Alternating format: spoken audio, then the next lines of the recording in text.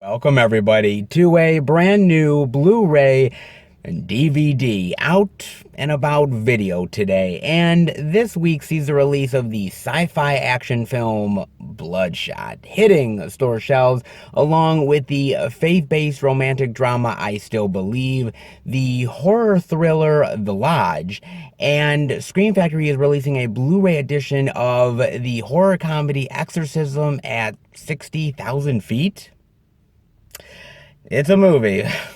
Plus much, much more. So let's go see the deals, exclusives, and we're at our first location, Walmart. So let's go in and see what they got.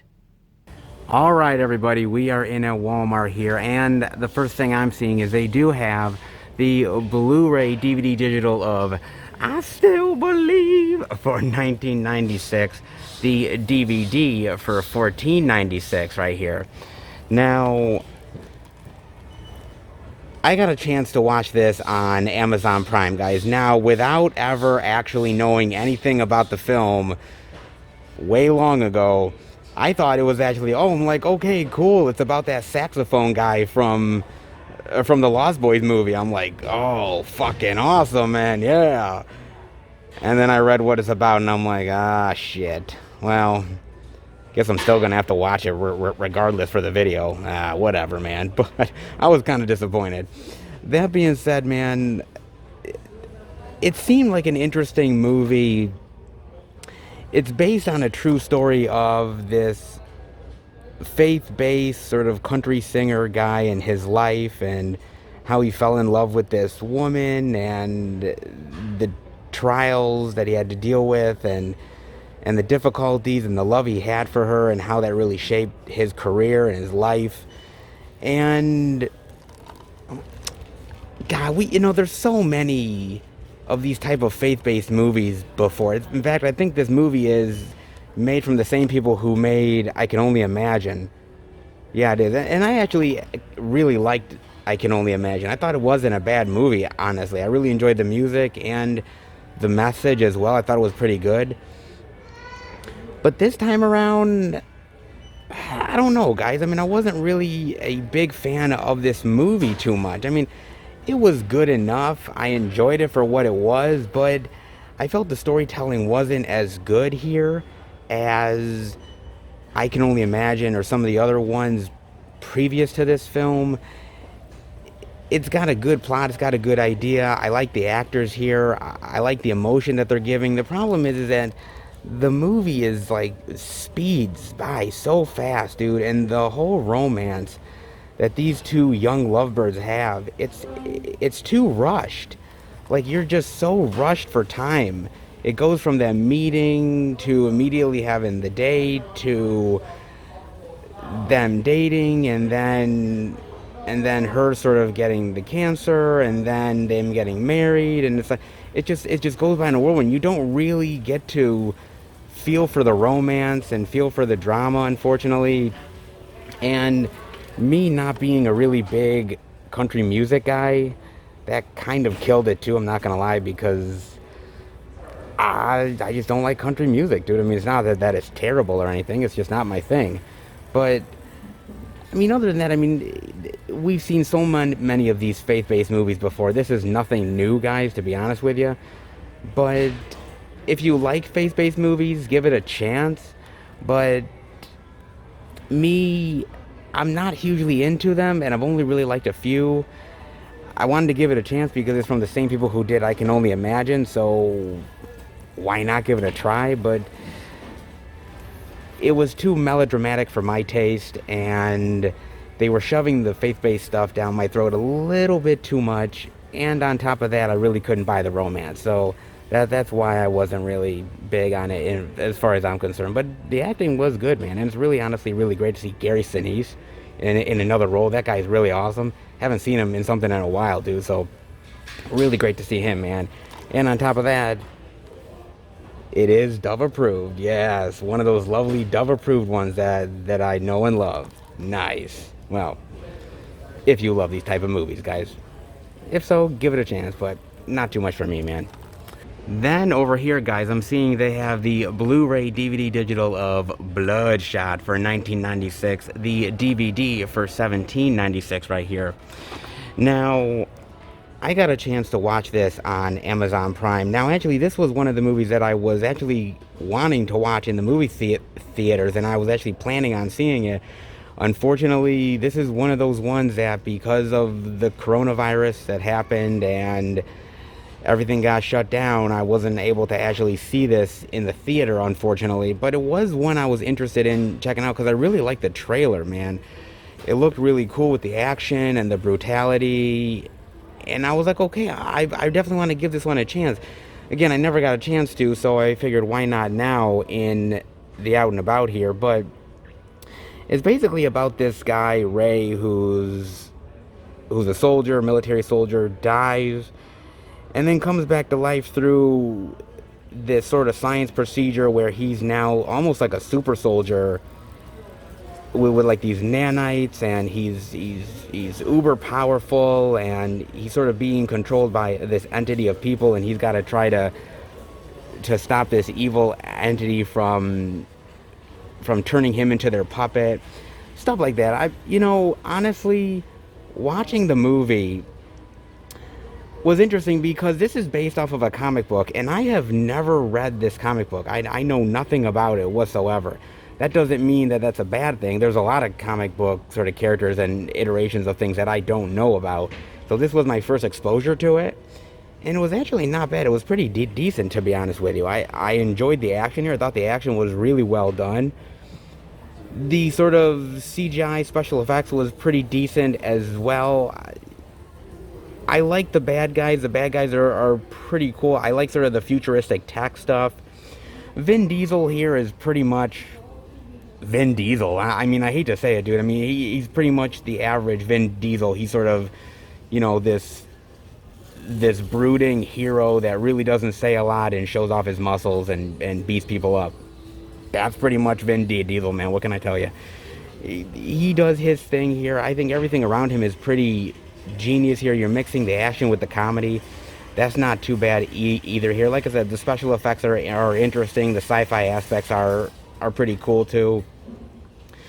Unfortunately, it's just outside of some of that stuff, it's pretty much a standard action movie though. I mean, outside of a lot of the cool stuff that's in the film, and there's a lot of really great cool potential stuff here, it kind of just feels like a very standard action film in general. I'm sort of half and half on it. I really like the movie, but a part of me is like, this is sort of standard action stuff.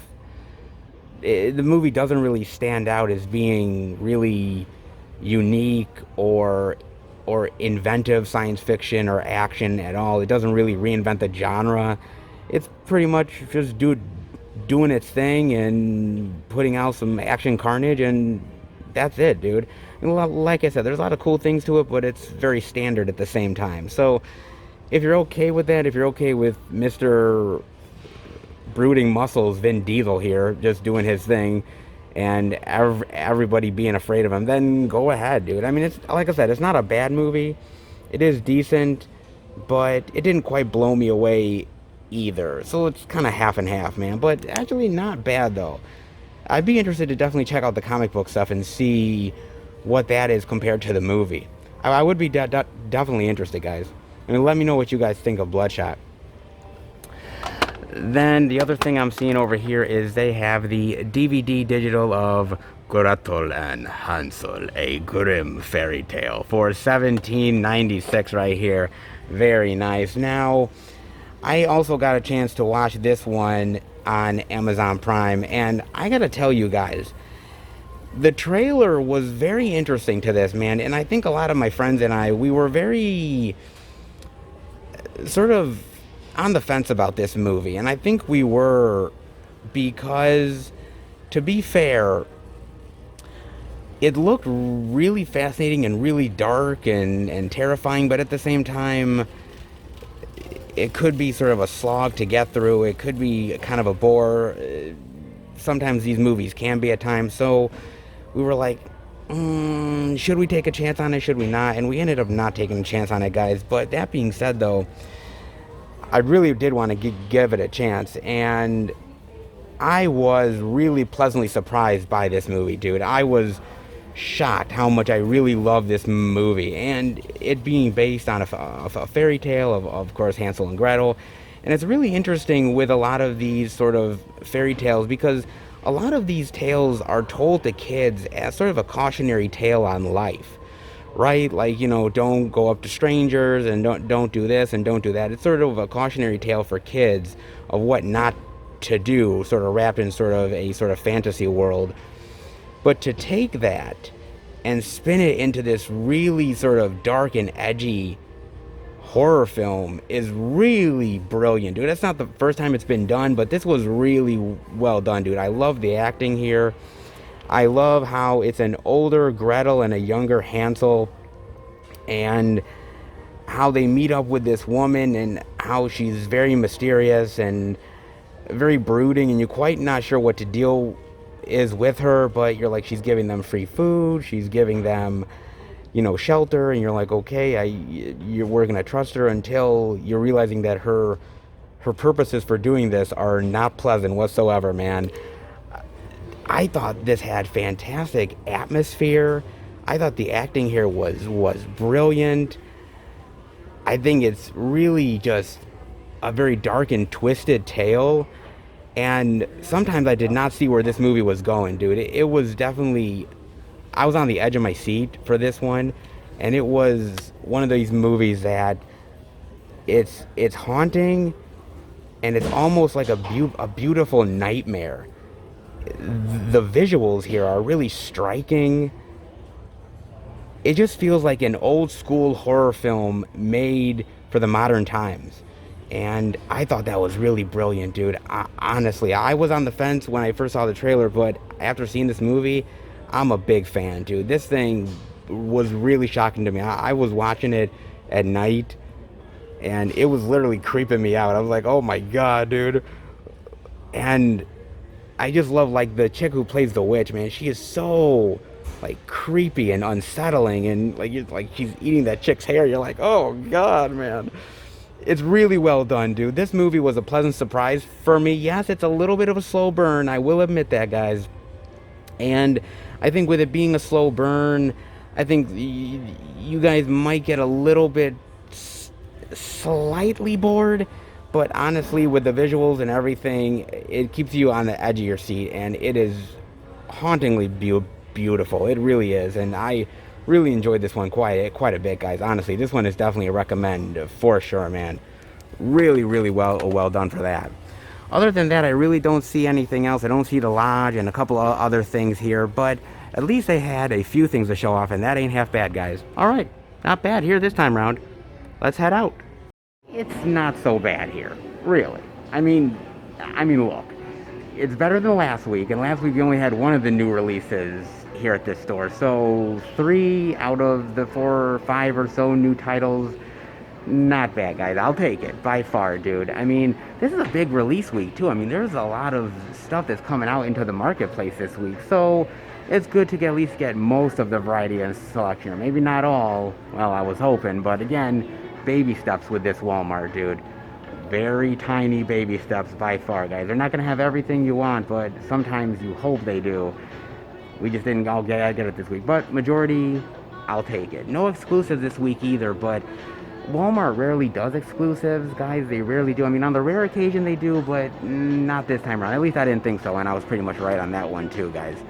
But, and on top of that, I will say that we didn't get any of the indie stuff either. But again, were you really surprised by that one? I wasn't. No.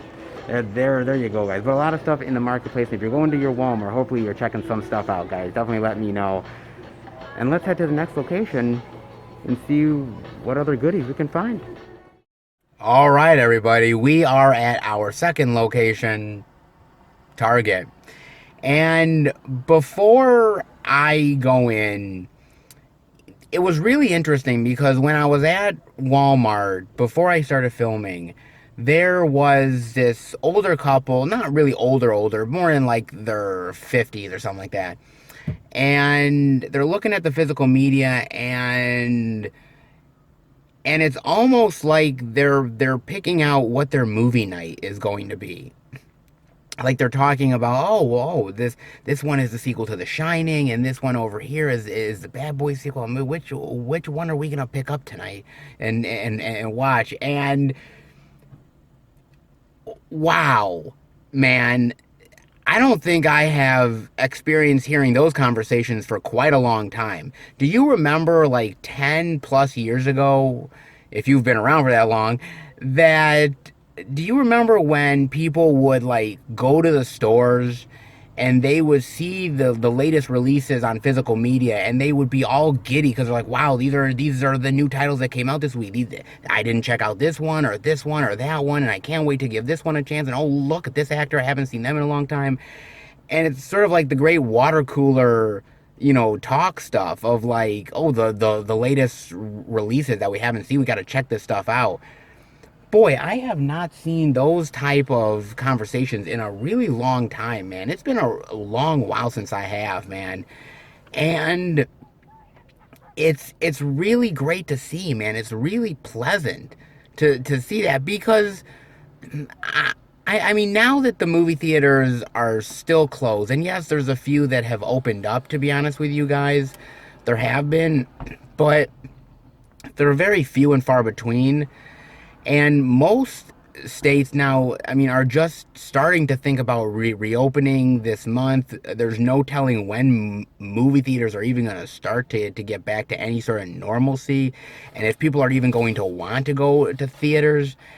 And so now I'm finding, especially with this week, with certain titles that really didn't get a chance to thrive in movie theaters so much, now they're coming on physical, and I think a lot of people are like, oh, okay, I'm going to give this one a chance. And it's so weird, but yet really cool to see sort of physical media becoming sort of this water cooler talk stuff again. And to see people embracing the medium as sort of the go-to entertainment, for your weekly or nightly fix. Like usually it's going to the movie theater and grabbing all the popcorn and soda. Now it's, hey, I'm grabbing a Blu-ray and a DVD and I'm enjoying my night in. Like that's not been a conversation that people have had in a really long time, and I've loved it, dude. I've loved it so much, man. Seeing those conversations happening, and it's just a really pleasant surprise, rightfully or wrongfully, however people think of how this virus has really impacted people.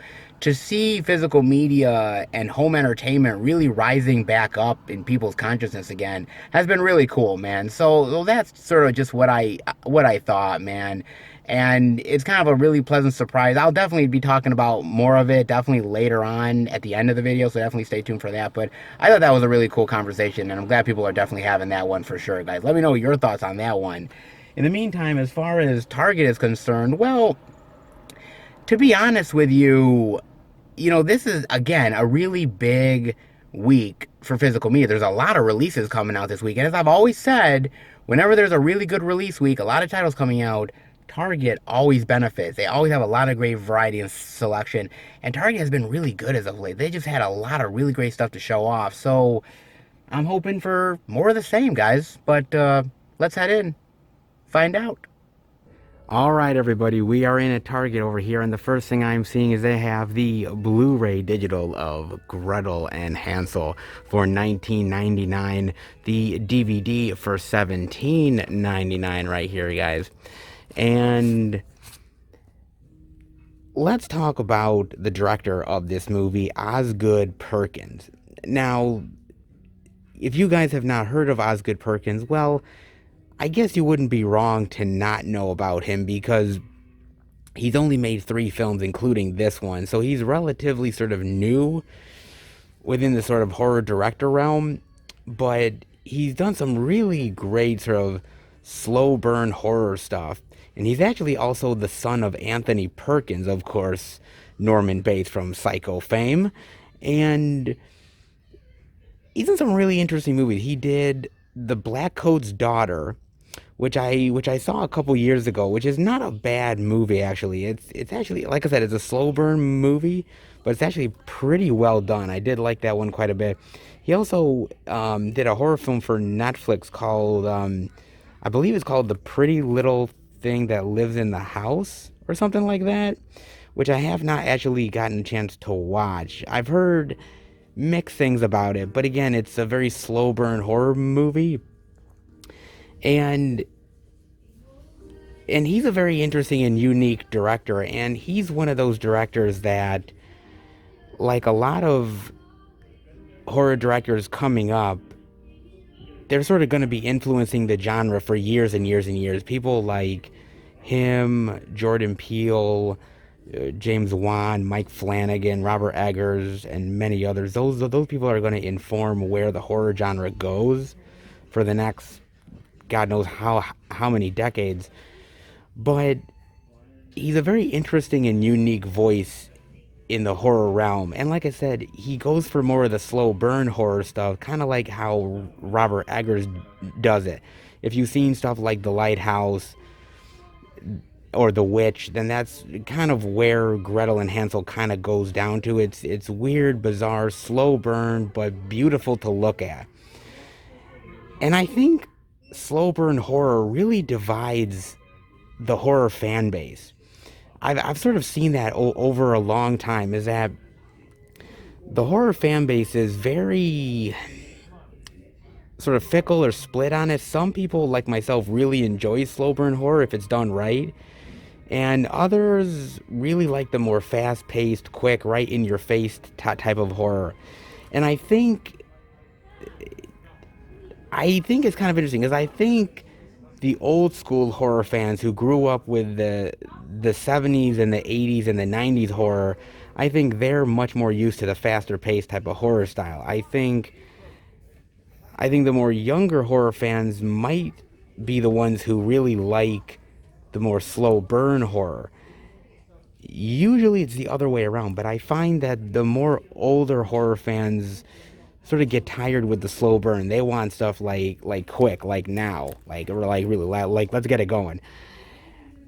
I'm of the opinion that as long as the horror movie is good and it's effective, then I don't care whether it's slow or fast, as long as it tells an engaging story and it's well done. As long as it does that, then I'm happy. But I'm kind of curious where you guys land on the slow burn, faster style horror films, and what you guys might or might not enjoy about that stuff. Definitely let me know about that one, guys. You do get here Storybook, an original collection of illustrations that captures the beautiful cinematography. And like I said, the movie is gorgeous to look at, guys. Like I said, it's a really haunting but yet beautifully done sort of dark and grim fairy tale, but it's really effective, dude. I really enjoy this one quite a bit, man. Then over here I am seeing they have the Blu-ray DVD digital of I Still Believe. I only wish it was about the saxophone player. And you know what's really interesting about this movie, and actually interesting, is the sort of faith-based movie genre. And I don't know whether you guys know, but this is like a big, huge genre. Like it generates a lot of cash over the course of every single year, man. Faith-based movies are a huge industry, man. I mean, Kirk Cameron basically made a second career just based off of faith-based movies. And there's been a lot over the years, whether that's that God's Not Dead series, of course, the other one I can only imagine. A lot of really wonderful stuff that has come out, and then again some that are not so wonderful as well. I think with any genre of film, whether it's horror or action or sci-fi or anything like that, there's a lot of really good movies within the genre, and there's a lot of real crap within the genre. And unfortunately, you gotta wade through a lot of crap before you ever really get to the good stuff. Now, where does I Still Believe fit in? I think I Still Believe fits in somewhere in the middle. It's trying to tell an effective and intriguing story. It's trying to do a good job at it. I think it doesn't really quite work with the romance angle, and it's a little too melodramatic for my taste. But when it's done really good, then I'm on board with it. Something like I Can Only Imagine is really well done. I think that Breakthrough, honestly, Breakthrough was a real surprise for me. And another old school faith-based film that I really enjoy that not many people talk about anymore with Steve Martin is called Leap of Faith. And Leap of Faith is a really great old school. It's more of a comedy than it is a faith-based movie, but it dives into the idea of losing your faith and regaining it. And that was one that I really liked over the years. So there's a few faith-based movies that I do like, but there's a lot of them that I don't. And when they get too preachy, that's when I sort of tune out, man. That's my opinion. I mean, definitely let me know what you think of I Still Believe, though. It's worth it if you're into the faith-based genre, though. And not too bad, though. Definitely give this one a look. And then the special features I'm seeing on this, guys, I'm seeing they have the audio commentary with the directors and writers, a few featurettes, and deleted scenes. Not bad, actually. Not bad at all for I Still Believe. However, I am so still waiting for some sort of movie about the saxophone guy from The Lost Boys. Am I the only one? Maybe. Then over here I'm seeing they have the DVD of The Hammer. I've not heard of this one, based on the incredible true story. A prison movie unlike any other. Okay. I like the cover. Cover's really nice, actually. The Hammer. What is this about? Sentenced to 40 years. Boxing. It's The Hammer. It actually kind of looks really interesting from the actual synopsis. Oh my god, it's got Jackson Rathbone in it? Shit, man. Man, when's the last time I saw Jackson Rathbone in anything? Whew, God, I remember him in the Twilight movies, and I remember him in that god-awful The Last Airbender live action film. Damn, that was so bad, dude. I haven't seen him in a while either, man. He must have like went out of existence for a while, dude. Glad at least to see he's doing some work. Hopefully it's way better than Last Airbender. It actually looks pretty good, man. I do like some good prison stuff, like Lockup is a really good one with Stallone, and I've always loved that prison series on HBO, Oz. Thought Oz was really great, dude. And there have always been sort of interesting sort of boxer in prison movies. There's been a few of those as well. It's like almost a genre into itself. The Hammer actually doesn't look half bad, though. Some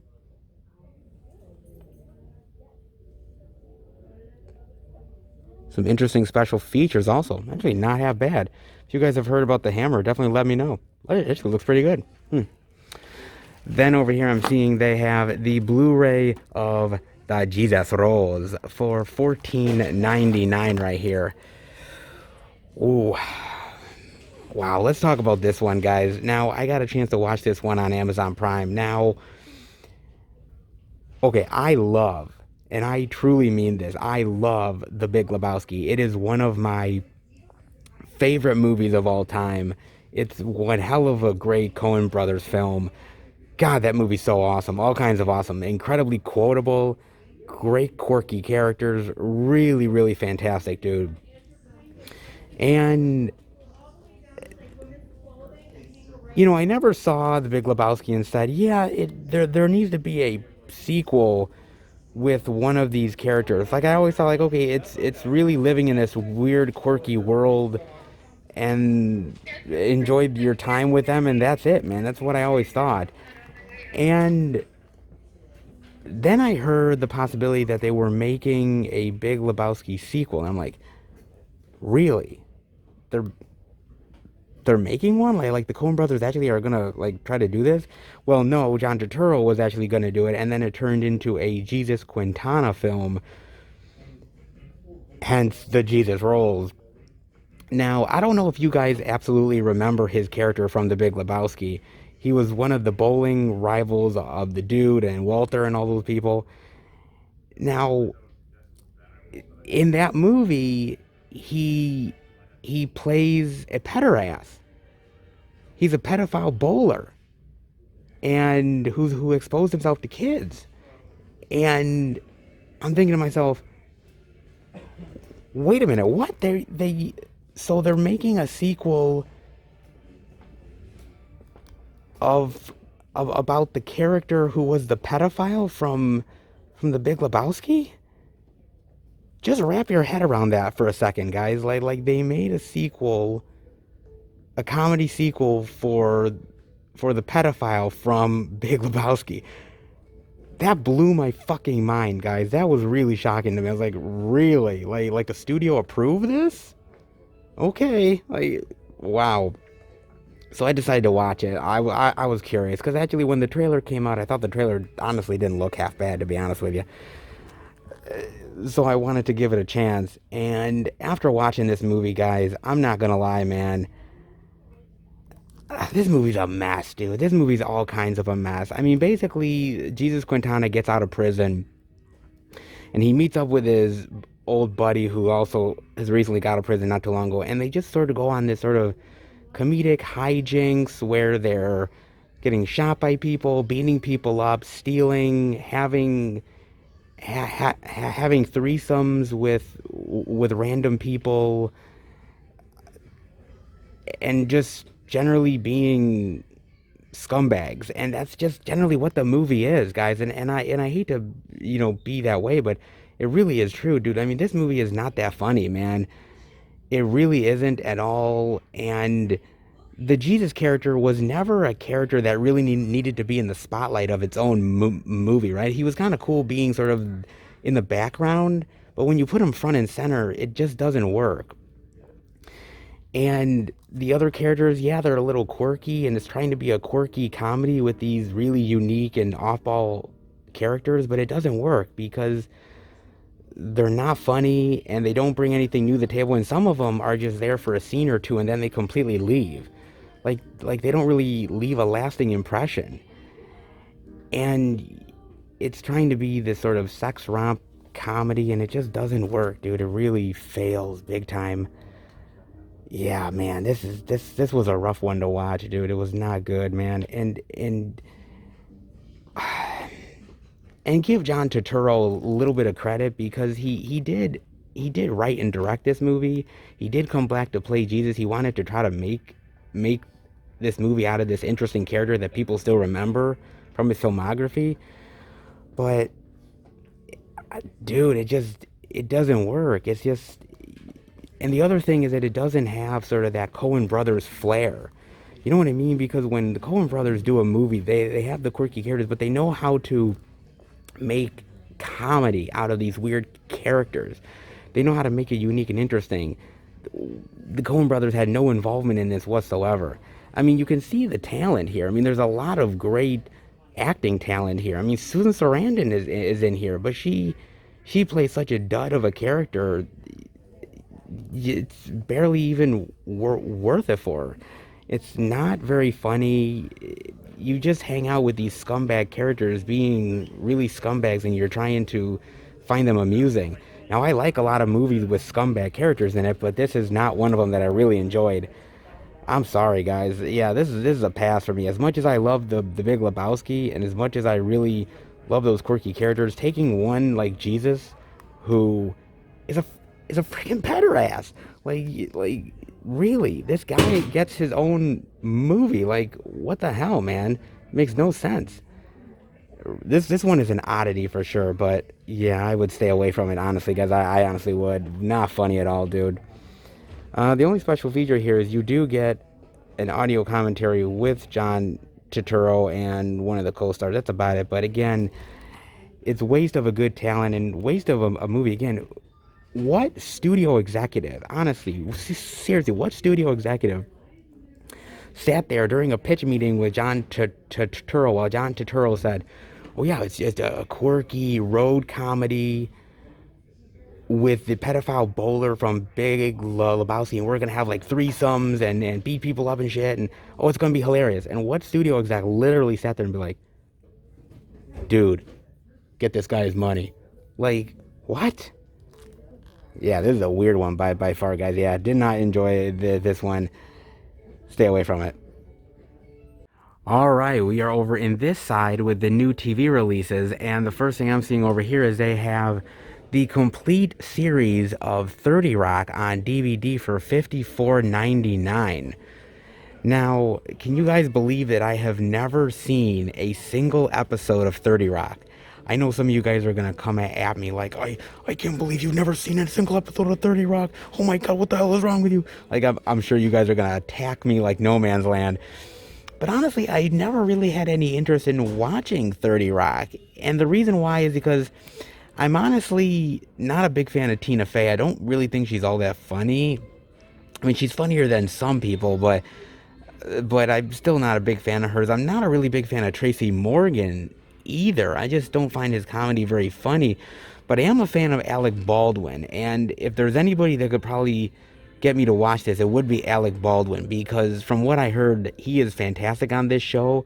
He is literally like the glue that sticks this show together. He's absolutely phenomenal. He's a comedic genius on this show. So I do have an interest just for Alec Baldwin alone, I would say. But outside of that, not really. And this was still going on and playing when I was actually had cable, so I did know about it. I just was never really interested in the show, man. I mean, definitely let me know what you guys think. Is it worth it to dive into it? At least maybe check out a couple episodes, or is it not that funny? I mean, definitely let me know what you guys think about that one. You do get a lot here. You get behind the scenes featurettes, deleted scenes, audio commentary, bloopers, table reads, short songs. Wow, a lot of stuff actually. And actually, I really like the packaging on this too. If you guys don't have actually the complete series yet or are looking to pick it up, this is a really nice complete series set. I like the look of it. And actually, this is released by Mill Creek, and I'm actually shocked because I don't think we've seen many Mill Creek titles here at Target before. The only downside with Target, I'm sorry, not with Target, with Mill Creek that I find is that from sometimes I've seen through other people's videos that um, when you open up the box and everything for a lot of these complete series or season sets from Mill Creek, they end up actually uh, the how they hold the discs, they could be easily scratchable, and that's really a problem. I hope they've improved that, but I have heard that they've been very scratchable over the years how they package them. So hopefully that's changed. But if you like 30 Rock, want to give it a chance, or haven't picked up the complete series yet, give that a look. And I'm sure I'm gonna get hate from you guys about not ever watching any episode of the show. I get it. At some point, I gotta do it. Don't know when. Some point, I guess. Then the other thing I'm seeing over here is they have Ray Donovan season 7 for $26.99. Now, I actually have watched a few episodes of Ray Donovan.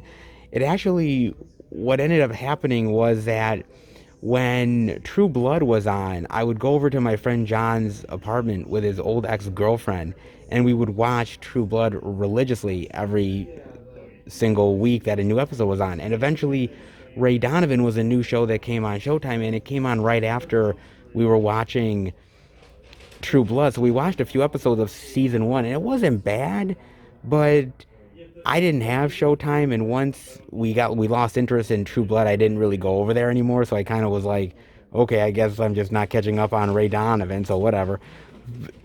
But I've always heard really good things about Ray Donovan, though. That it's a really good, intriguing show. They really like the acting and the plots a lot. Again, I've never really given it a chance outside of a couple episodes, but I've heard really good things, and I've always really liked Liev Schreiber. Liev Schreiber's always been an actor that has always been sort of those actors in the background. Like he's a really great, has that really great leading man presence, but never really got a chance to really shine as much as he should have versus some other actors who got more of the spotlight. I've always liked him. Like I remember how much I really liked him in those Scream movies, and of course, uh, you know, X-Men Origins Wolverine when he played Sabretooth. He was actually pretty cool there, and some other ones that he's done. He's actually a really good actor, man. him and John Voight are really good, and I heard their chemistry on here is really fantastic. Now, didn't they end up actually canceling Ray Donovan? Like, weren't they supposed to have another season and it got canceled, I think, by Showtime? I think I heard that somewhere or something. I think I did. I don't know whether that's true or not. Definitely let me know, guys. But if you're into Ray Donovan, then season 7 is out. They have Dash, Drax, and Deconstructing Ray. Interesting. Doesn't look half bad. Maybe if the series is all over, maybe eventually I'll catch some of it on Netflix or some like that and maybe give it a chance. But Lord knows I have so much stuff to watch already that Ray Donovan is probably really low on the list. No lie, guys. But definitely let me know what your thoughts are on this one. Interesting. And not bad variety this week. Actually, quite a lot of stuff, man. Not bad at all. Now, mind you, we still haven't seen The Lodge, which is really weird. I thought we would have seen The Lodge by now, but still haven't seen it. Not even here. Kind of shocked, but not bad overall, though, man. Hope you enjoyed it. Let's head out.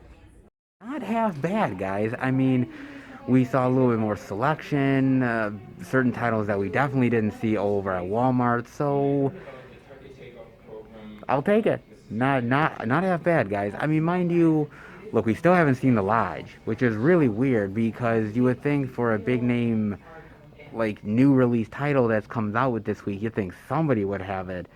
I mean, if they're carrying Gretel and Hansel, they should have been carrying The Lodge, right? Should have been a no-brainer, but still haven't seen that one. But outside of that, though, I thought the variety was really good this week. Some interesting stuff to talk about and check out. Still no exclusives, but again, this week was one of those weeks where I just didn't figure we would be seeing it. And speaking of which, we didn't even see Bloodshot here, which is really weird.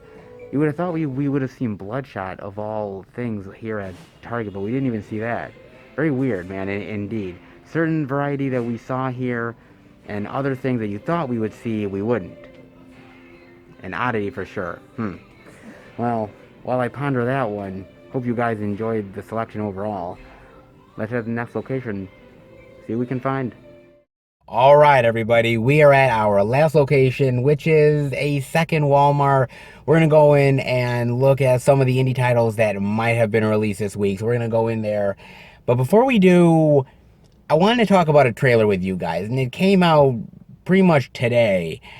And okay, so remember a long while back actually, when Donald Trump ended up saying that he wanted to put a space force on the moon. Everybody laughed and everybody sort of was like, Donald, and well, apparently it was so funny that Netflix decided why not actually put this as a new show on their streaming platform, thus, Space Force, starring Steve Carell, John Malkovich, Ben Schwartz, Fred Willard, Lisa Kudrow. A lot of names on this one, guys. And the trailer dropped. Now, the trailer, it doesn't look half bad. Basically, it's just, this guy played by Steve Carell, military leader, whatever. Not exactly the most brightest tool in the shed. And he is tasked in creating this space force because that's what POTUS wants. So he and a bunch of military and scientific misfits are going to take on the task of having a space force. God help us all. Look, it looks funny. The comedy is coming from the fact of these people are sort of goofy and wacky and full of themselves, and they think they're know-it-alls, and the comedy comes from that aspect of it. It looks fun. It looks like a fun, decent, turn your brain off and just watch the damn thing. That's what it looks like, man. And give Steve Carell credit, because Steve Carell going back to a series, I mean, he hasn't done that since The Office, and it's really tough to beat The Office. Like, really tough to beat The Office. And I hope Steve Carell has success with this show. I really do. It looks it looks fun. It looks like mindless entertainment. You're gonna laugh at some of the jokes. Maybe some of them are gonna be a little cringe-worthy. But it's an interesting concept, and I don't think anyone's really pulled it off yet. So why not create a whole show out of the damn thing? Why not? I mean, look, I'm happy to see Steve Carell. I like Steve Carell a lot. I love John Malkovich. So why not give that a chance just for him alone? Seeing Lisa Kudrow here in another sort of series show, I'm like, boy, that's like blast from the past. Back in the Friends days or something, seeing her doing something. So, you know, there's recipes for this to be successful. It is. As long as the show is funny. And that's really the problem, isn't it? Because there's a lot of shows that try to be funny and they fail spectacularly. There's a lot of shows where it's just really effortless and it comes off being the most funniest thing you've ever seen, kind of like The Office.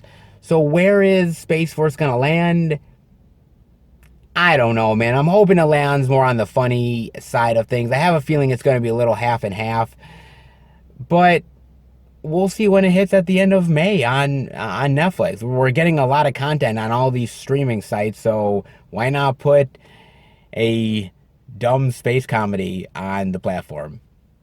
Sounds right for the times, guys. Let me know what you think of the trailer. In the meantime, let's head in the second Walmart and hopefully we'll find some indie goodies to look at. And we are in at this second Walmart, guys, and I am seeing they do have this 2-film collection of I Still Believe and I Can Only Imagine for 1996. This is definitely the better movie out of the two, but they do have that sort of a voodoo collection sort of combo there. They also have Bloodshot over here, and they do have the 4K Ultra HD Blu-ray digital copy. It doesn't come with a slip or anything, but they do have that for $24,996. And this kind of leaves open for a sequel possibility, but I don't know if it's going to do that because it didn't really do that well at the box office. So I have a feeling that's probably never going to happen, guys. Sort of wishful thinking on this one. Another sort of Vin Diesel possible franchise starter that might not be a franchise starter, might not get any sequels. He's tried his hand at a lot of them, and unfortunately he's missed a lot more than he's hit, guys. And you get deleted, extended scenes, alternate ending, outtakes, bunch of featurettes. Not bad on that one over here, guys. They have some of the releases over here. Let's see what other releases we can find. And then we're over on this side, guys, with a few indie titles to check out. And the first thing I'm seeing is they have the Blu-ray DVD digital of Arkansas for $14.96. The DVD for $12.96 right here. Oh, I really like that cover, man. Really blood red cover. Liam Hemsworth, Vivica A. Fox, Chandler Duke, John Malkovich, Vince Vaughn. Nice. And what is this about? In Clark Duke's directorial debut. Isn't Clark Duke the guy from Hot Tub Time Machine? I think he is, actually. Of an American drug kingpin named Frog. Very nice. Nice. Vince Vaughn is a drug kingpin overlord. The watchful eye of frogs, proxies. John Malkovich and Vivica A. Fox. Vivica A. Fox being the henchman for Vince Vaughn. Ooh, I'm shaking in my boots. It honestly actually looks like a pretty good sort of crime thriller. Just from like the look of it and the synopsis, it doesn't look half bad, man. And it's really nice seeing Vince Vaughn in more dramatic roles, man. I mean, he did a lot in his earlier career, and he's starting to get back doing that. He did sort of that dark cop drama with Mel Gibson not too long back, and that was really good too. Actually, it looks really, really interesting. Arkansas. Actually, not half bad. I definitely got to give this one a look. Definitely let me know what you guys think. And John Malkovich and Vivica A. Fox being the drug kingpin's henchmen, that would definitely give me sleepless nights having John Malkovich hunt me down. Dude, that guy terrifies me anyway without a gun. Then the next thing over here I'm seeing is they have the Blu-ray digital of, oh, finally, we see The Lodge, guys, for 1996. And thank God we're actually finding it, finally, man. Now, I got a chance to watch this thing on Amazon Prime, and I have heard some really good things about this, which is why I wanted to check it out. Very unnerving, unsettling horror film. A lot of people were definitely talking about it when it came out, and I wanted to give it a look. Now, basically the movie is about this woman who is the girlfriend to this guy who has these two kids, and he sort of goes away for some time for work, and she is sort of stuck there with the kids in this sort of lodge area with a really bad snowstorm happening, and she's just stuck there with them, and it's just the crazy sort of mind games that are being played while they're there. And I really don't want to give too much away in this movie. I really don't, guys. I'm trying not to, like, spoil anything for you. The movie is actually really atmospheric, really creepy, but it's also really, really slow. Like a really slow burn, man. I mean, if you think like Gretel and Hansel is a slow burn, The Lodge is even more of a slow burn. And as I said earlier, I don't mind slow burn horror films, but the problem with this one, guys, is that at a certain point it kind of gets a little boring and you're wondering when it's going to pick up a little bit. Once it does, it's really good and it starts to keep on rolling, but until then you're kind of just sitting there like, let's pick up the pace just a wee bit, man. Again, I think the acting is really good here. I think that all the actors do a great job here playing the horror and the uncertainty of what's going on. But I will say this, though. When it's revealed what's going on, like, before the reveal happens, I thought I knew what was going on, and I would have been okay with it. You know, a supernatural force, whatever. And then when they really tell you what's really going on and who's really playing these mind games and the reasoning, I wasn't too happy behind the answer to that. I kind of felt like anything that happens to these people, it's their own fault. Why? And I don't want to give anything away other than that because I don't want to spoil it for you guys. But if you guys have seen it, you kind of know what I'm saying. Like, when it's revealed that it may not be what it should be, sort of supernatural, then you're realizing, okay, these people kind of deserve what they're doing because this could have all been avoided. You know what I mean? It could have been avoided and it could have never happened, but these people decided to mess with them, and there's now the consequences of that. This chick has now gone batshit insane because of your stupid actions. Again, it's still a really good movie. It really is dark and unsettling and twisted, but it's a long ways to get there, and the explanation just didn't quite do it for me. But still a worthy film to check out for a watch, though, guys. By far, man. No special features here, unfortunately. I kind of wish there was, actually, but shame. It is worth at least a watch, I would say, guys. Then they also have, another Hallmark Channel original movie, Home by Spring. True love is right where you left it. Well, that's a really weird way to propose. Like, some guy's out there playing guitar, the dog couldn't give a shit to save their lives. Really sweet, I guess. I'm not really big into these Hallmark movies, guys, to be honest with you. It's not really my thing. I know some people really enjoy them, and more power to them, but I've never really got into any of them. Probably not going to star, hate to say it, guys. Then they also have the DVD of Lancaster Skies. Not a bad cover. Based on a true story. The desperate fight to turn the tide of World War II. Again, there's been so many really fascinating stories about World War II made into movies. they're just never going to stop. It's just a really fascinating time period to explore in history. Opening the line to the classic British war films of the 1940s and 50s.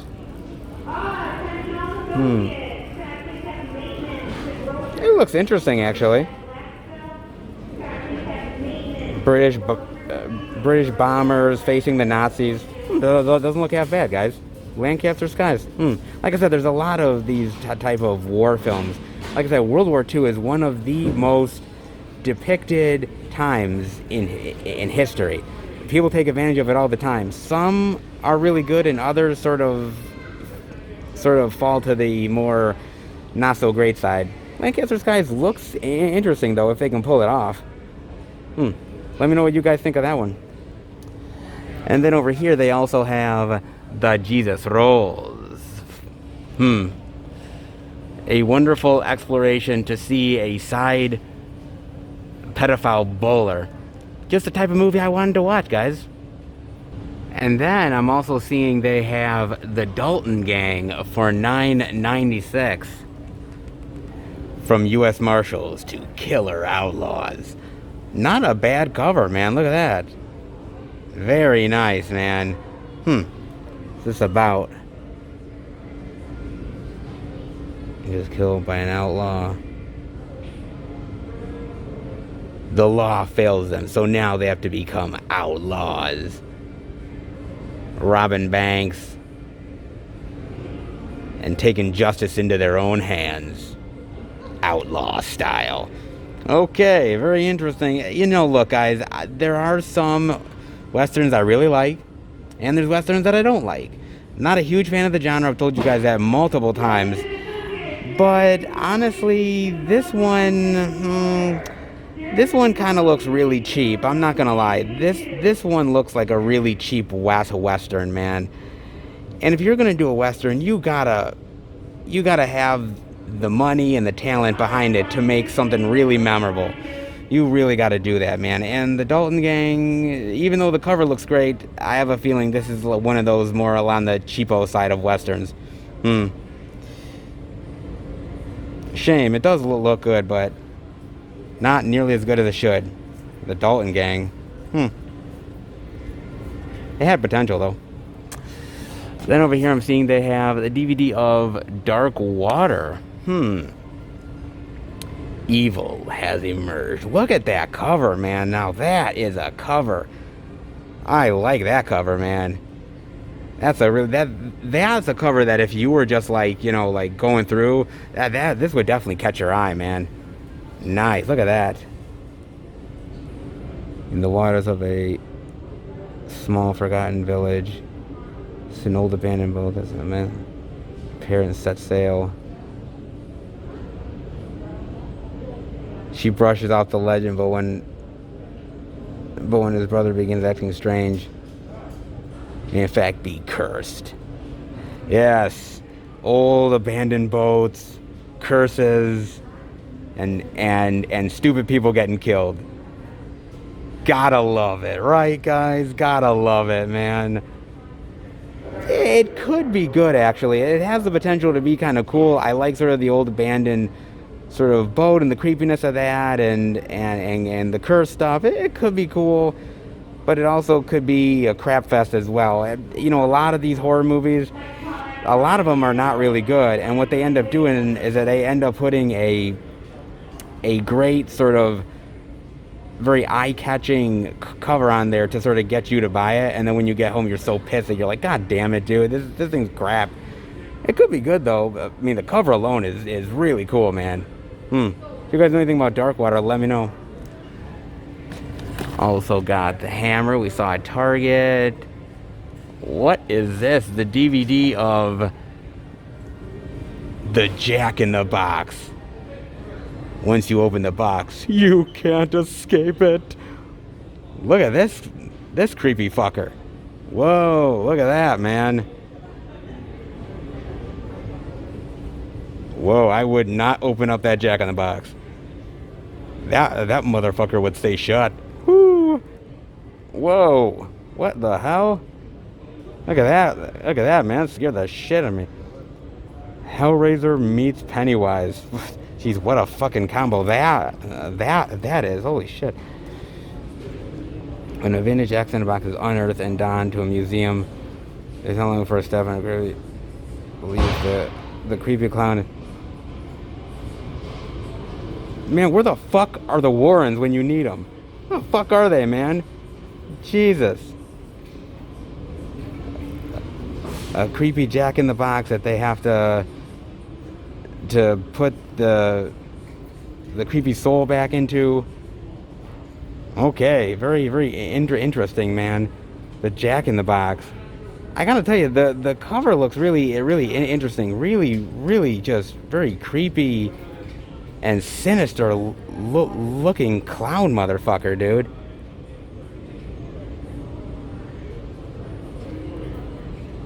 Man, people are scared of clowns, so this is one that could give people nightmares, dude. It looks interesting, though. The Jack in the Box. Oh, it looks kind of cool, actually. Then they've also got... Oh, get out of here. Oh, what the hell is this? Ouija Geist. Oh, get the fuck out of here, man. Ouija Geist. Jesus, man, somebody actually called it this? Oh, fuck. She will eat your soul. Ouija Geist. Oh, my God. Look at this thing, dude. Wow. Oh, my God. Ouija Geist. This game spells terror. After renting a new apartment, a single mom finds a spirit board buried in the backyard, which conjures the ghosts of a group of evil entities and create hell on earth. Man, if you find a spirit board buried in the backyard, man, bury that shit back up. What the fuck is that bitch doing, man? Bury that shit. God damn, lady. Good Lord, man. You gotta be crazy, man. That's the last thing I'm doing is digging that shit up. I don't care if the dog finds it or not. I'm burying that shit back up, dude. Ouija Geist. Oh, man, that looks so interesting, dude. Wow. This could be all kinds of cheese fest. Wow. There's been a lot of stuff at Walmart that I've been like, really? But Ouija Geist might be the one thing that I sit here, I'm like, Ouija Geist. How very interesting. Whoa. Have you ever seen anything such a cheese fest in your life? I'm sure you have, but it comes pretty damn close, don't it? Whoa, if you guys know anything about Ouija Geist, what a name. Definitely let me know. Then I'm also seeing over here they have a Shudder exclusive. Tigers Are Not Afraid. See over here, very nice. Look at that. Really great cover, dude. I really like that one quite a bit. A haunting horror fairy tale. This is one terrific film. Set against the backdrop of Mexico's devastating drug wars, tigers are not afraid to follow children. I actually really like that synopsis, man. And actually it does really remind me of old school Guillermo del Toro stuff, man, like Pan's Labyrinth and stuff like that, of taking real life events and putting sort of a horror film, sort of a creepy fairy tale horror film sort of wrapped around that. Very interesting. It looks good, actually. Again, I don't have Shudder. I know they're doing sort of this exclusive offer where you can get a month free, and I might do that because there's a few things on Shudder that I'm interested in checking out that are only on there, and this might be one of them. It looks actually really creepy and really atmospheric, but also very well told. Not bad, actually. That actually does look pretty good. And then I'm seeing over here they have the DVD of Impact Event with Michael Berryman and Richard Grieco. Wow, nice. Look at this. Survive at all costs. Not a bad cover, actually. I like that with the meteor right there and Michael Berryman looking all badass and weird. Very nice. Very nice. What is this about? After a meteor causes a global apocalypse, a small group of survivors take refuge in an abandoned funhouse. He has been converted into a bomb shelter, but to stay alive in the world, they'll have to fight out killer clowns, cannibalistic survivors, and each other if they ever hope to restart society. Wait a minute, so you're telling me that at the end of the world, the fucking clowns survive? What the hell? I thought the clowns would be the first to go. Shit. Oh, god damn, man. Well, that does not bode well for people who are scared of clowns, dude. The clowns live. I thought at the end of the world, the only other people that were going to survive was cockroaches and Cher, but... Fuck, man, the clowns have joined her. Shit. Man, we're in real trouble now. God damn it. Where will you be when the world ends? I don't know, not in the creepy abandoned funhouse where I gotta face the fucking killer clowns. I don't know, just saying, guys. I mean, to be fair, we could probably reason with the cannibalistic survivors, right? I mean, you know, we get some Chianti, a little bit of liver, you know, we talk shit out, you know, we're good like that, man. But the killer clowns, dude, they gotta go. They gotta go, man. Like, these, you know, they don't have to leave exactly, but they can't stay there, dude. They gotta get the fuck out, man. Damn, dude. There are so many movies where there's killer clowns, dude, and now at the end of an apocalypse movie, we even gotta deal with them. Shit, man. Ugh. They're like fucking cockroaches. We're never gonna get rid of those fuckers. Well, that's really interesting. Impact event. Really interesting. Then I'm also seeing they have Abominable. It wasn't supposed to exist. I like that cover. That's actually a pretty cool cover, man. I like that quite a bit, dude. It's not bad. The legends are true.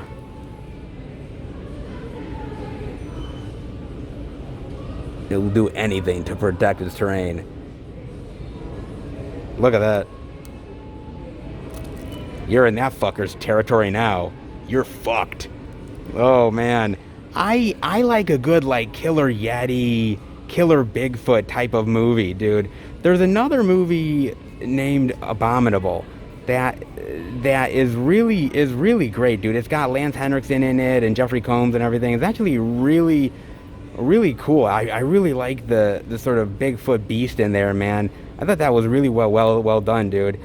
You know, there's other sort of ones that are good too, but very few and far between, man. This kind of looks kind of brutal and cool, man. A lot of blood, a lot of terrorizing. I hope the creature looks good. Which actually could be quite interesting. Abominable. I wonder if there's some really interesting sort of killer Bigfoot Yeti films that you guys can definitely recommend, like Abominable. Definitely let me know. That's a really cool cover, though. Not bad, man. And not bad here. Actually, some really great and interesting indie stuff. Some indie stuff here. Indie stuff up here as well. Some interesting indie stuff here, too. Not half bad, guys, man. Some really good stuff to check out. Glad we definitely did this week. Not bad at all, man. Pretty cool. Let's head out. Dude, I love coming into this Walmart, man. This Walmart continues to like be really great, and I'm just blown away by some of the titles that we find here. Some of this indie stuff that really just, I'm kind of like, wow, they made this shit? Like, it's so great, dude. I love it, man. You know, it's great doing the out and abouts because you get to see the new releases. You get to see these weird, odd indie titles that just like, like, I love it. I love getting to experience all the weird and odd and major releases that come out every week. It is truly a blast. And this time around, Walmart definitely shows what kind of wacky stuff you can definitely find every single week, man. Very interesting. And again, the variety that they have is really astounding, dude. I mean, look, the variety here is amazing. They have so much really great stuff here, dude. I mean, the variety is insane here. A ton of DVDs, a ton of Blu-rays, 4K stuff, a lot of like TV box sets and everything. They always do a really great job at this Walmart, man. I always have a lot of really great and interesting stuff in stock, and this is no exception, guys. Not bad at all, man. Very cool checking out the media here for sure. Hope you enjoyed it. Let's head home and finish the video. All right, everybody. That'll do it for the Blu-ray and DVD out and about video this week. And this has been a really great, plentiful week for physical media, man. And it's so weird because I didn't think that we were going to keep on having this wonderful, like, train of physical media that's kept on rolling week after week after week, man. When this whole craziness in the pandemic really was hitting people hard, and still is, I thought to myself, I'm like, oh, well, physical media is not an essential thing. We're just not going to get any stuff in the stores, and it's just going to die right down. But that's not been the case. It's been anything, not true at all, man. And it's been a really pleasant surprise. It honestly has, dude. And what's so weird now is that the physical media has really become sort of in the spotlight in a lot of ways, where previously it really wasn't. And I think a lot of people have really went out of their way and really looked at physical media and really sort of have put it in their consciousness more. Whether it's, checking out Dollar Tree sales or going and checking out the online stuff or going to their local store and looking at these new releases in ways that maybe they wouldn't have looked at them otherwise. It's getting a reappreciation. And it's almost like going in a time traveling machine and sort of going back in the day of people really appreciating it. And it's kind of nutty that we're sort of here again. But it's really great, dude. And honestly, I do realize that this is not gonna last forever, man. This is not gonna last, for a long time. I realize that once movie theaters open back up and people get back to some sort of normal, physical media is sort of gonna lower down again. But for the meantime, it's just a really great surprise because I thought for a long time it was gonna be like just crash and burn, man. But it's been anything but, and it's been great to see. It really honestly has. And mind you, I think we're going to take a dive in physical media anyways later on this year, because with movie theaters not open, there's not any new movies coming out, so therefore there's not going to be much of a turnaround anyways. So it's going to be a little bit of dive later on in the year, I believe. But for now, hey man, we've been getting a lot of plentiful releases week in and week out, and I'll take it by far, man. And this week alone was really great for movie lovers. I mean, horror, sci-fi, action, romance. I mean, a lot of stuff to dive into. I hope you guys definitely checked some of that stuff out. If you did, definitely let me know. As far as I'm concerned, wow, let's get into it, guys. And the first package that I got in the mail was one from Twilight Time. Yes, indeed, guys. Now, look, I rarely order from Twilight Time. I like the company, but a lot of their titles that I've been interested in the past, there's better editions out there from other companies. Twilight Time does overprice quite a bit, and I never really felt the need to order from them a lot. But with this title, that's not the case, because this great Joe Pesci comedy that I have loved ever since I saw it in the late 90s, early 2000s, I laughed my ass off. I thought this was such a great comedy, man. And I've loved it ever since the first time I saw it. And when Twilight Time announced it, I really wanted to get it, but they were charging like $30, $40. And I'm like, I'm not going to pay that for this, dude. But I'm going to wait for a sale, a really great one. And if it hits like a certain price, like a $14.99, something lower, it hits that sort of sweet spot for me, then I'm definitely going to get it. And it did recently on one of their sales, so I took advantage of it, man.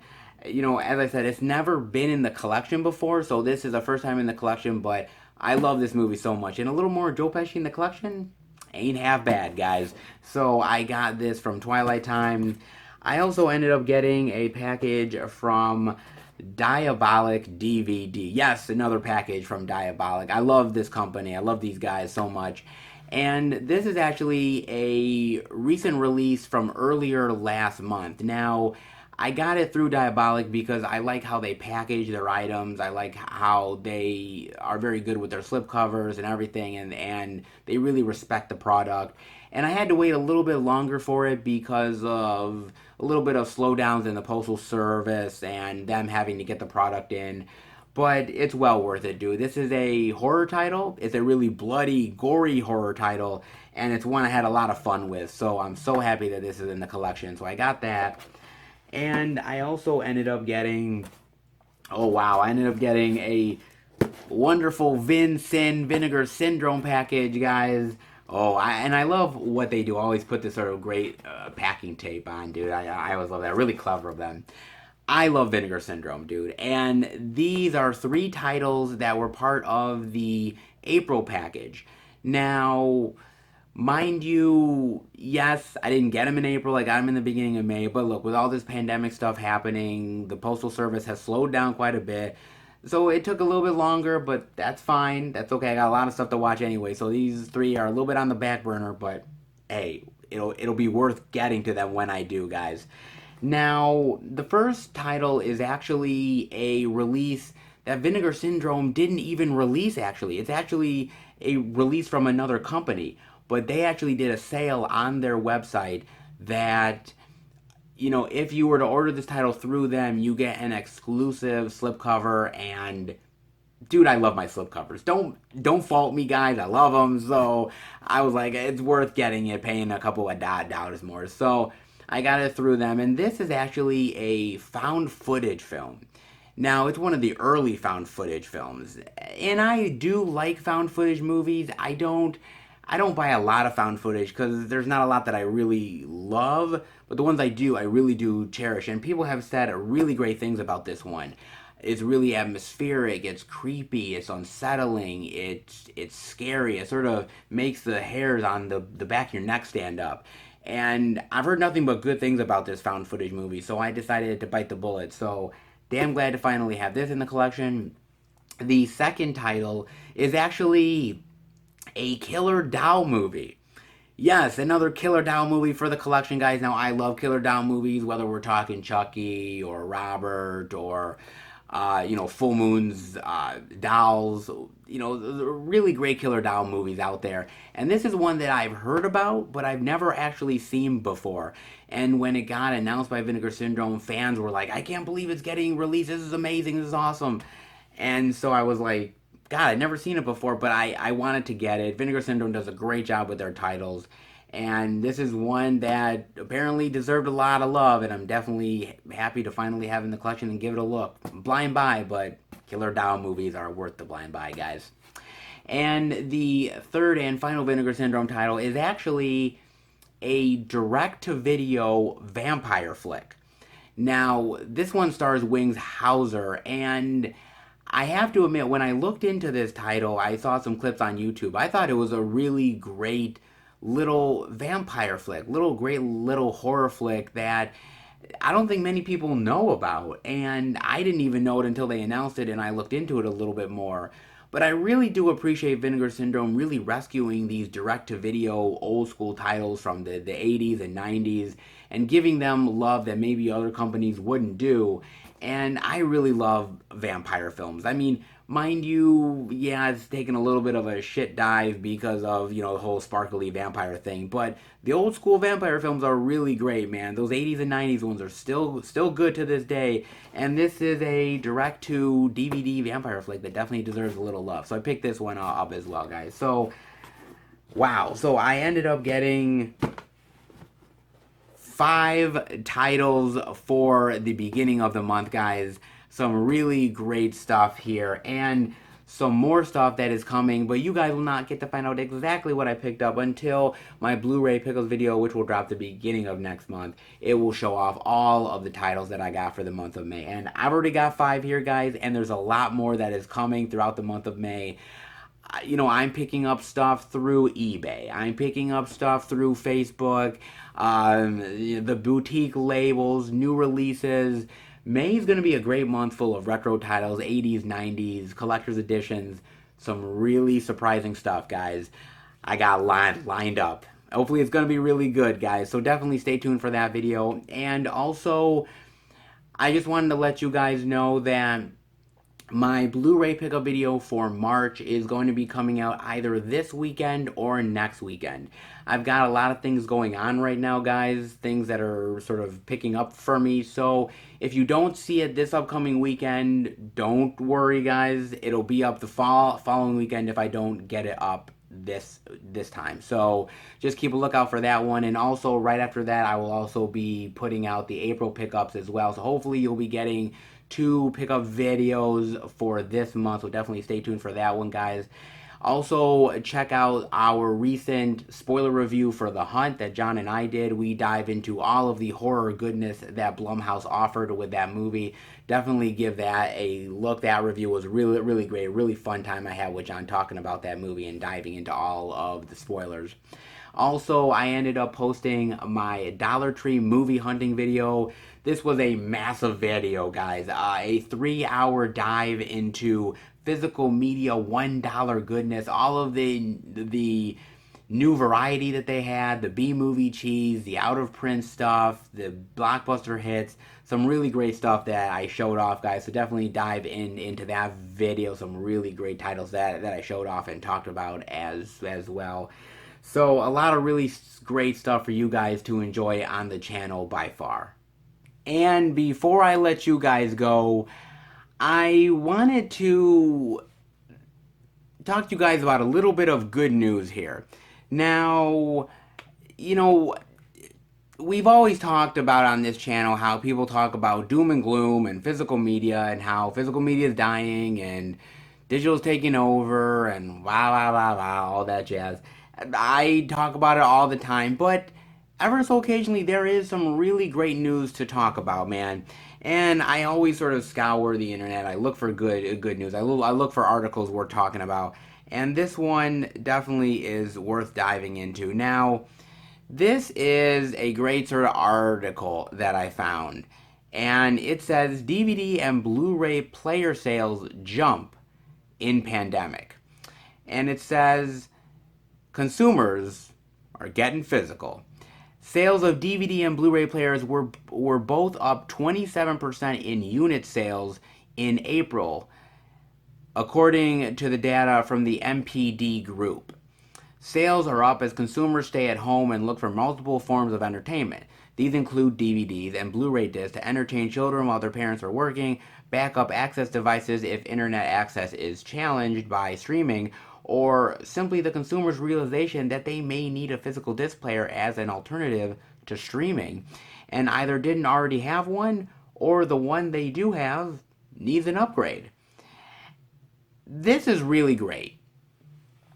Now, yeah, a 27% jump, okay, fine, maybe it's not the greatest jump in the entire world, I'd like to see it higher, but there's a realization right now that I think people see physical media and they see that streaming isn't always reliable, and they see that with this whole pandemic stuff going on, that movie theaters right now, yes, we're going to have to get back to some sort of normalcy at some point, but will people be extremely comfortable going into a movie theater and being next to somebody? It's hard when it's a big blockbuster movie. It's hard to social distance with people at times, especially in a movie theater. And what if not everybody is wearing a mask? Wow, what if not everybody's doing it? I mean, will we have to wear masks in a crowded, very stuffy, very hot movie theater? What is that gonna be like, man? I mean, there's no guidelines to what's going on right now. There's not a sense of when normalcy is really gonna come back. And when you're at home, you can enjoy a movie, you can enjoy a physical copy of something and be able to watch it over and over again, and you pay that one-time fee and it's all yours. And that's something that's a real comfort to people.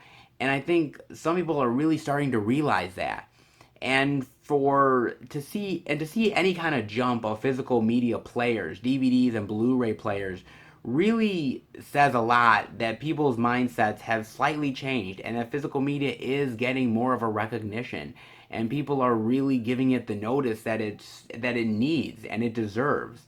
So that's really great news, man. And I wanted to share it with you guys that among all of the doom and gloom that happens at times, there is some really great stuff out there sometimes that says that, you know what? Physical media ain't dying anytime soon. In fact, sometimes there's actually more appreciation for it, and that's only a good thing, guys. So wanted to share the good news with you. And with that being said, I hope you enjoyed this video. If you did, definitely give it the thumbs up. And if you're new to the channel, welcome. Check out the other Blu-ray and DVD videos that I do every single Tuesday. Check out the theatrical movie reviews I do with my friends, the movie hunting videos, the Blu-ray pickup videos, and so much more. If you are a lover of movies and physical media, hit subscribe and become a part of the Film Fan Nation. I want to thank you guys so much. You guys continue to support me, continue to support the channel, continue to get the word out about the videos, comment, like, give me great feedback. Whether you're a new subscriber to the channel or one that's been around for a long time, I appreciate all of the love and support and passion that you give me, and I hope I give the passion right back to you guys. So thank you so much. I really appreciate each and every one of you. So you like how I talk about movies, physical media, definitely hit subscribe. And keep up to date with everything I'm doing through Instagram, Twitter, and Facebook. FilmFan108. Keep up to date with everything I'm doing, plus special pictures and videos I do from time to time on social media as well. Alright guys, this was a great week for physical media, and the train just keeps on rolling, and I can't wait to see what comes next. So I will see you back next week for a brand new Blu-ray and DVD out and about video. Take care, everybody, and happy hunting.